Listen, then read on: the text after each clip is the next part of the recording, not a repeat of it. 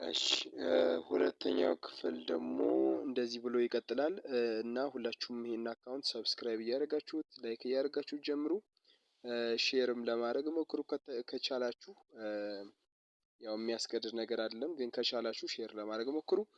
እሺ ምን ይላል መሰላችሁ? ቁጥር 3 ላይ ሁሉ በእርሱ ሆነ። ይህን ሲል ምን እያለ ነው ማለት ነው? ሁሉ በእርሱ ሆነ ምን እያለ ነው? ፈጣሪ ነው ፍጥረትን ሁሉ በእርሱ ነው የተፈጠረው እያለ ነው ማለት ነው። የት ላይ? ቁጥር 3 ላይ። ቁጥር 3 ላይ ምን አለ? ሁሉ በእርሱ ሆነ፣ ከሆነውስ አንዳችስ እንኳን ያለ እርሱ የሆነ የለም። ስለዚህ ፍጥረት ሁሉ ምን ያሉት የተፈጠሩት በማን ነው? በቃል። በማን? በእግዚአብሔር ቃል።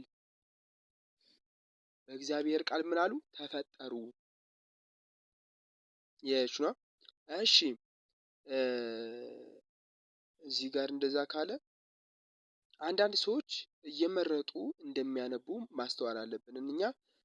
እኛ ግዴታ ደግሞ ያላዩትን የሸሸጉትን የተጋረደባቸውን ማስተዋል የተሳነባቸውን የማሳየት ኃላፊነት የማን ነው?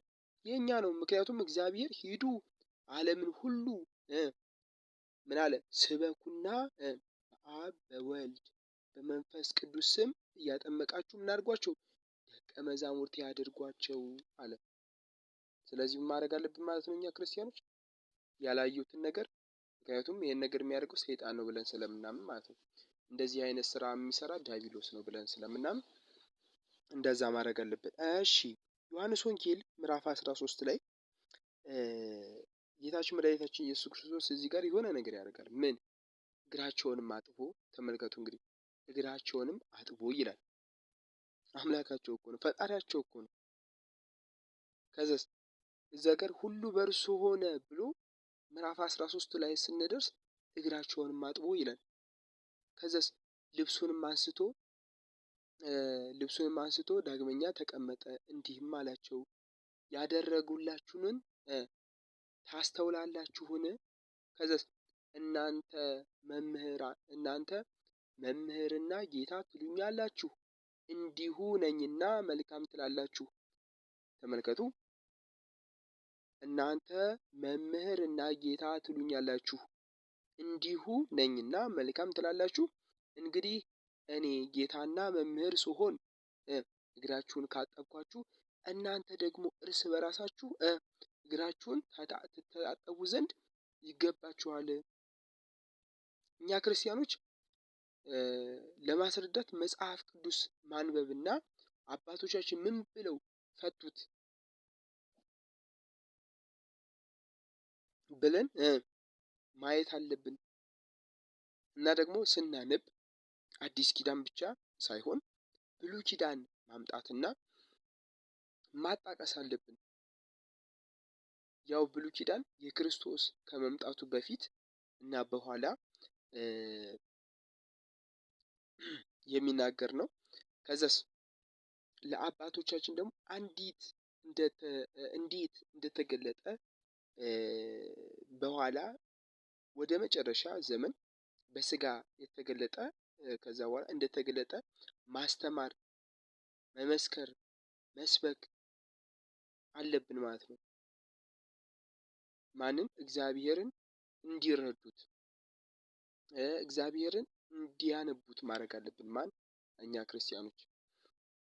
እሺ እዛው ዮሐንስ ራእይ ላይ ሐዲስ ኪዳን ማለት ነው ምዕራፍ 1 ቁጥር 6 ላይ ምን ይላል? ተመልከቱ እንግዲህ አሁን በተዋረድ እያየን ነው፣ የክርስቶስን አምላክነቱን እያሳየን ነው ማለት ነው። ምዕራፍ ቁጥር 6 ላይ ምን ያለ መሰላችሁ? መንግስትም ለአምላኩና ለአባቱ ካህናት እንድንሆን ላደረገን ለእርሱ ከዘላለም እስከ ዘላለም ድረስ ክብርና ኃይል ይሁን አሜን። ቁጥር 7 ላይ ምን ይላል? ቁጥር 7 ላይ ምን ይላል?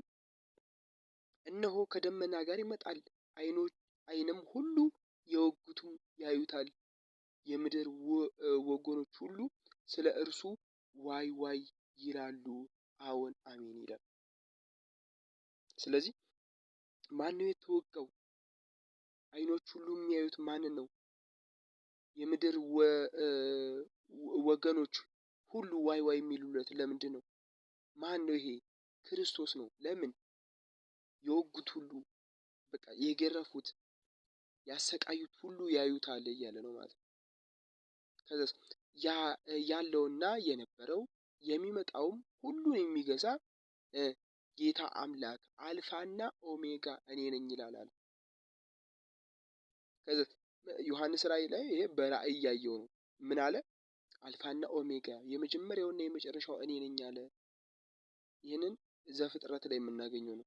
ሙሴ እግዚአብሔርን ሲጠይቀው ማን ብዬ ማን ልበል ሲል መጀመሪያና መጨረሻ ላይ የምኖረው ብሎ ነገረው እና አልፋና ኦሜጋ እንደማለት ነው። እና ይህን ቃል ምን አለ? ክርስቶስ ደግሞ ተናገረ። በአይሁድ ታሪክ በደመና የሚመጣው አምላክ ብቻ ነው። እርሱም አልፋና ኦሜጋ ኢየሱስ ክርስቶስ ነው ማለት ነው። እሺ እዚህ ጋር በእንትኑ ምን ይላል መሰላችሁ? እርሱ በፊት ያለ በቁርአኑ ማለት ነው። እርሱ በፊት ያለ ግን ግልጽ ስውር ነው። ከዛስ በኋላ እርሱም ነገርን ሁሉ አዋቂ ነው። ከዛስ ስንት ላይ ሱራ 57 ቁጥር 3 ላይ በሙስሊሞቹም አላህ ምን ይላል? አላህ የሚሉት አካል ምን ይላል? እነሆ አካል እንደሆነ ኢየሱስ እንዲህ ይላል አልፋና ኦሜጋ የምትለውን ወይንም መጀመሪያና መጨረሻ የሚለውን ለግዛቱ ዘመን የማይቆጠርለት እንደማለት ነው። ቁጥር ስፍር ቁጥር የሌለው ወይንም ፍጡር ስለማይሆን ማለት ነው ማለት ነው። ፍጡር አይደለም ይሄ ነገር እንደዚህ የሚል አካል ማለት ነው። ስለዚህ ይሄንንም በራሳቸው በሙስሊሞቹም ማሳየት እንችላለን። እና እንዴት ነው ተዋረዱ እየመጣ ያለው?